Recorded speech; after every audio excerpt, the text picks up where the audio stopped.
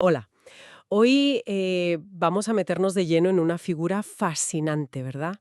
Santa Rosa de Lima. Tenemos aquí un texto que nos va a guiar un poco. Sí, una figura con muchas capas, la verdad. Interesante. Exacto. La idea es entender bien quién fue Isabel Flores de Oliva, cómo llegó a ser Santa Rosa, la primera santa canonizada de América, que no es poco, Un hito, desde luego. Muy importante. y ver qué podemos sacar de su vida, ¿no? Tan intensa espiritualmente, pero también de servicio. Muchos servicios, sí. Una entrega notable. Empecemos por el principio, ¿te parece? Nació en Lima, 1586, se llamaba Isabel, pero Pero la llamaban Rosa, desde pequeñita. eso, por guapa, decían. Bueno, unas fuentes dicen que la madre, otras que una criada indígena. Ya ahí, fíjate, se mezcla lo cotidiano y algo más especial, ¿no? Sí, un detalle curioso para empezar.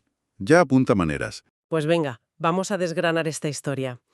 Sus padres, Gaspar Flores, María de Oliva, eran nobles españoles, como decíamos, afinchados allí, en Perú. Sí, con una posición social relevante en el virreinato. Le dieron una buena educación, claro, en lo humano y, bueno, en lo religioso también, una formación muy sólida. Lo esperable en esa época y en ese entorno familiar, sí. Pero fíjate, al confirmarse, ella elige Rosa. Es su elección. Y aquí viene lo interesante, ¿no? Siente como una doble llamada. ¿A qué te refieres con doble llamada? Pues por un lado, la vida contemplativa, la oración profunda, eso lo siente fuerte, pero a la vez siente que su sitio no es un convento tradicional, Ah, claro, no el claustro típico. que quiere vivir esa vocación, pero dentro de su familia, trabajando por el reino de Dios, como dice el texto, pero desde fuera del convento. Una opción, pues, bastante particular entonces. Muy particular, sí, señor. Y encuentra cómo hacerlo, ¿no? A los 20 años más o menos. Eso es. Da con la fórmula. Ingresa como seglar en la Tercera Orden de Predicadores, o sea, se hace dominica laica. Dominica laica, exacto, que no es lo mismo que monja. No, no. Y esto es clave porque le permite vivir esos ideales dominicos, la pobreza, la oración, el estudio, el servicio, pero sin la clausura estricta. Sin meterse monja de por vida en un convento, digamos. Exactamente. Construye su propio camino, ¿eh? Entre lo espiritual más profundo y la vida, pues la vida cotidiana. En el mundo, no se retira del todo. Una forma de estar presente pero diferente, muy suya. Y esa presencia en el mundo se ve muy clara, ¿eh? El texto lo cuenta bien. No se aisló para nada. No, no para nada. Estaba muy activa. Daba clases a niños, incluso de música, guitarra, arpa, cítara. Sí, tenía esa faceta didáctica y también artística, por lo visto. Y luego lo práctico. Trabajaba en el huerto de casa, cosía para ayudar económicamente, porque parece que la familia pasó por dificultades. Ajá. O sea, que arrimaba el hombro en casa también. No era solo rezar. Totalmente. Una vida muy activa, muy pegada a las necesidades concretas de su entorno. Exacto. Y esa es la combinación que llama tanto a la atención, ¿verdad? Porque toda esa actividad externa iba en paralelo con una vida interior, bueno, increíblemente intensa. Sí, sí, eso parece claro. El texto habla de su participación regular en la Eucaristía en el convento de Santo Domingo, un foco espiritual importante en Lima, claro. Claro, un referente. Pero quizá lo más definitorio, lo más suyo, fue construir esa pequeña cabaña o ermita, ¿no? En el jardín de su casa. En el huerto, sí. El texto lo especifica. Ahí estaba su espacio sagrado personal, su lugar secreto, como lo llama el texto, para la oración profunda, para cultivar esa relación íntima con Dios que ella buscaba. Y en medio de la vida familiar, literalmente. En el jardín de casa. Exacto, en medio de todo. Y a esto, bueno, a esta oración intensa se sumaba la práctica de mortificaciones corporales. Uf, ese es un tema complicado de abordar hoy en día, ¿verdad? Sí, es un aspecto que hoy puede resultar difícil de comprender, sí. Eran prácticas de penitencia física, bueno, relativamente habituales en ciertos círculos espirituales de la época barroca. El texto indica que ella misma, en sus escritos, las explicaba. ¿Y cómo las explicaba? ¿Qué sentido les daba? Pues las veía como un medio necesario para, decía ella con sus palabras, ser saciados por el Espíritu de Dios, para orientar toda su vida hacia Él y participar en la renovación del mundo, empezando por la propia transformación personal. Empezando por uno mismo, claro. Eso. Pero ojo, y esto es fundamental subrayarlo, ¿eh? Algo que el texto enfatiza mucho. Esta dureza consigo misma no se traducía en absoluto en rigidez o juicio hacia los demás. nada que ver. Ah, bien, ese es un contrapunto muy importante. Fundamental, ¿sí? Sí, porque el texto destaca mucho su enorme comprensión y misericordia.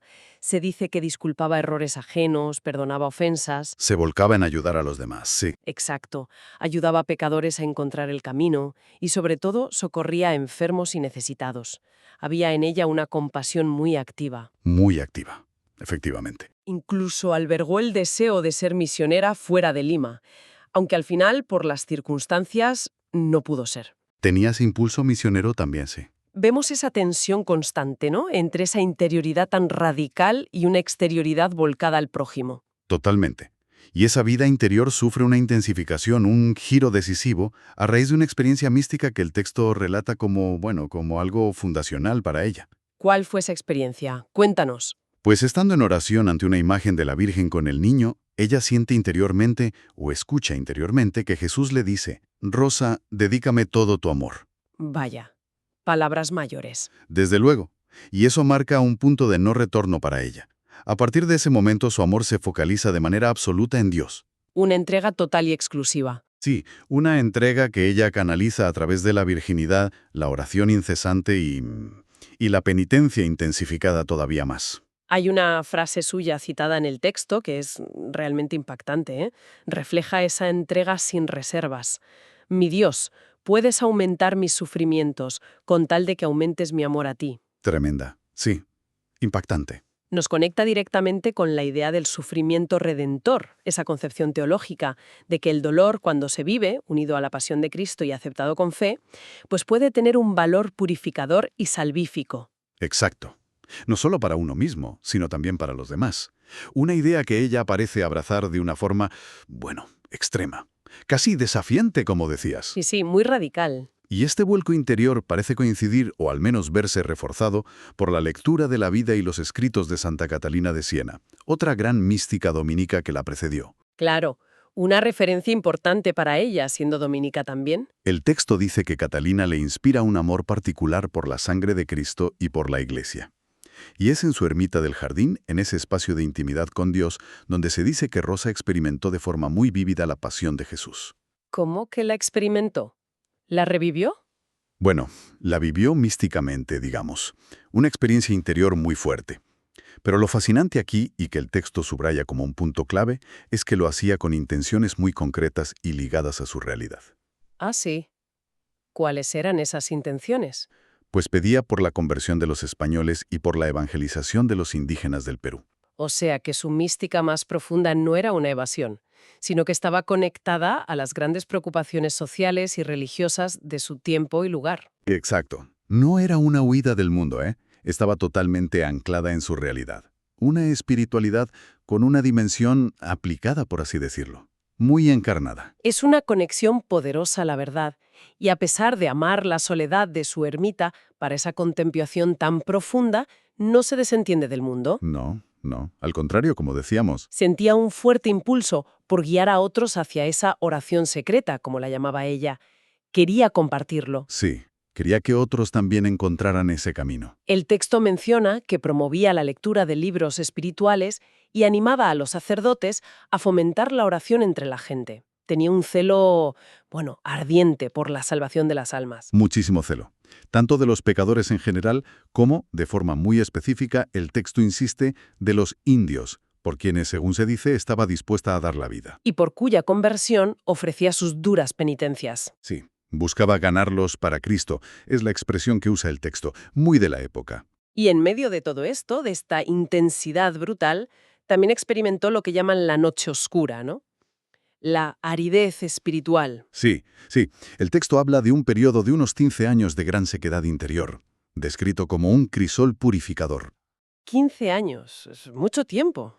Sí, un periodo muy largo, es decir, una etapa de sentimiento de ausencia de Dios, de dificultad en la oración, que sin embargo se interpreta como una prueba que refina la fe, una purificación.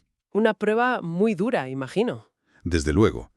Y a pesar de estas luchas internas tan fuertes y de las intensas penitencias, nunca abandonó sus obras de misericordia. Eso es importante recalcarlo. No dejó de ayudar a la gente. Nunca.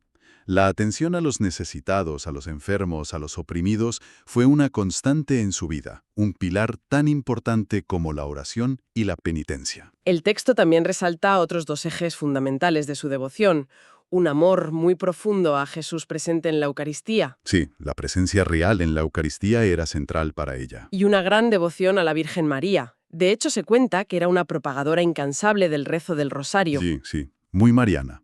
Creía firmemente que todo cristiano debía no solo rezarlo, sino predicarlo con la palabra y tenerlo grabado en el corazón. Una llamada a interiorizar y compartir esa devoción, muy activa también en eso. Efectivamente.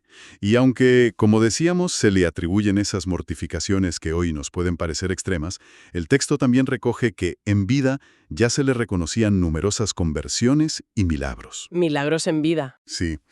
Hay uno muy específico que se menciona: la fallida invasión de Lima por una flota de piratas holandeses en 1615. Ah, sí, lo menciona el texto. ¿Y qué pasó? Pues la tradición popular atribuyó la salvación de la ciudad a la intensa oración e intercesión de Rosa. Curioso, ¿no? ¿La fe popular ya actuando? Y un dato realmente notable es que su fama de santidad era tal que, aún viviendo ella, se formó una comisión mixta. Fíjate qué cosa. ¿Una comisión? ¿Oficial? ¿Para qué? Pues sí, compuesta por religiosos y científicos de la universidad, para examinar sus experiencias místicas. Querían saber si eran auténticas. ¿En serio? ¿Y qué concluyeron? Me tienes intrigada.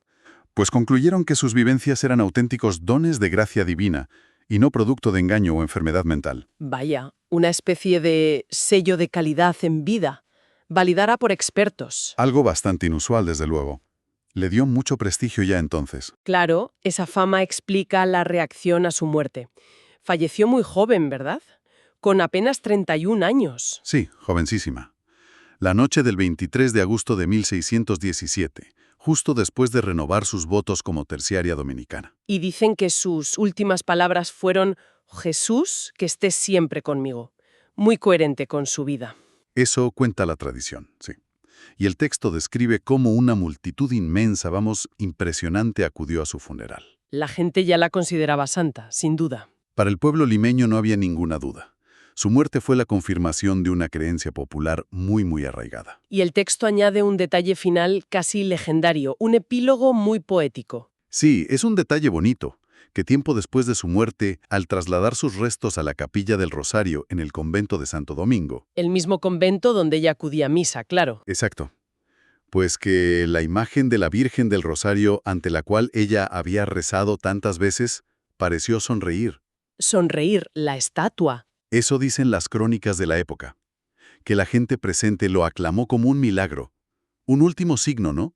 Real o simbólico, de esa conexión especial que marcó su vida. ¡Qué historia!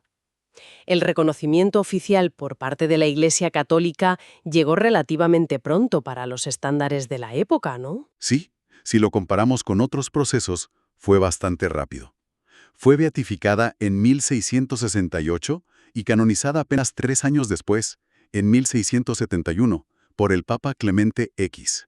Y aquí radica su enorme importancia histórica y religiosa. Es la primera persona nacida en el continente americano en ser declarada santa. Un hito. El gran hito para el Nuevo Mundo, como se le llamaba. Exacto. Por eso su influencia es tan grande. Es patrona principal del Perú, por supuesto, pero su patronazgo se extiende a toda América, a las Indias, como se denominaba entonces a los territorios de ultramar, y a Filipinas.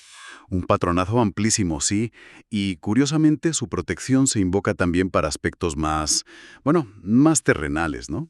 ¿Cómo qué cosas? A ver. Pues es patrona de floristas y jardineros, quizá por su nombre y su conexión con el huerto y las flores. Tiene lógica, sí. Y se recurre a ella en situaciones tan diversas como erupciones volcánicas, importante en zonas andinas, en caso de heridas o hasta para conflictos familiares. Madre mía, qué polifacética como patrona.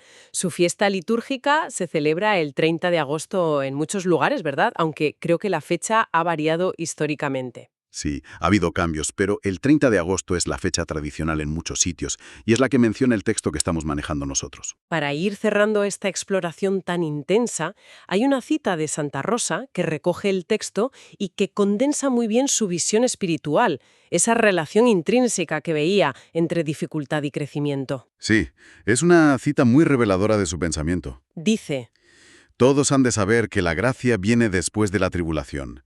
Todos han de saber que sin el peso de los sufrimientos no se llega a las alturas de la gracia. y sigue, Han de comprender que al aumentar el esfuerzo aumentan también los dones de la gracia. No deben engañarse en ese punto. El camino del cielo pasa por la cruz. es una perspectiva exigente, sin duda. Pone el acento en el esfuerzo y en la aceptación del sufrimiento como vía hacia la plenitud espiritual, casi como una condición. Refleja una teología del esfuerzo y de la cruz muy marcada. Sí, característica de cierta espiritualidad barroca, pero que ella vivió con una coherencia, bueno, radical hasta el final. Entonces, si hacemos un poco de balance de esta inmersión en Santa Rosa de Lima, a través de lo que hemos leído y comentado, ¿con qué nos llevamos? Pues una vida de devoción llevada al extremo, ¿no? Sí, muy intensa, desde luego. No deja indiferente. Una figura compleja, que fusiona una profunda y a veces, para nosotros hoy, desconcertante vida mística interior con una acción caritativa muy concreta y muy terrenal. Esa mezcla de contemplación y acción, sí, muy marcada. Y, por supuesto, el impacto histórico y simbólico de ser la primera santa canonizada de América. Una figura que, bueno, sigue generando preguntas e interés siglos después. Desde luego. Y fíjate que el propio texto que hemos seguido propone al final algunas ideas o pistas para la reflexión o la acción inspiradas en ella. ¿Como cuáles, por ejemplo? Pues cosas como meditar sobre las bienaventuranzas, rezar un rosario por la paz mundial, visitar a alguien que esté solo o necesite compañía, o incluso escribir una oración personal. Son sugerencias que intentan como traducir su espíritu a gestos concretos para hoy. Ajá, actualizar su legado de alguna manera. Exacto. Pero quizás la pregunta más amplia, más de fondo, que su figura deja flotando, más allá de las prácticas religiosas específicas de su tiempo, es precisamente sobre esa combinación que la caracterizó tanto, ¿no? La de interioridad y acción, que decíamos. Eso es. ¿Cómo podemos hoy conjugar una vida interior profunda, sea cual sea nuestra creencia o búsqueda de sentido, esa conexión con lo trascendente, con un compromiso activo y compasivo ante el sufrimiento y las necesidades que nos rodean? Claro, ¿qué formas podría adoptar en nuestro mundo contemporáneo ese equilibrio? Exacto. Ese equilibrio entre contemplación y acción, entre mística y misericordia, que ella, a su manera tan radical, intentó vivir. Es algo, para darle una vuelta, ¿no? Para que cada cual reflexione.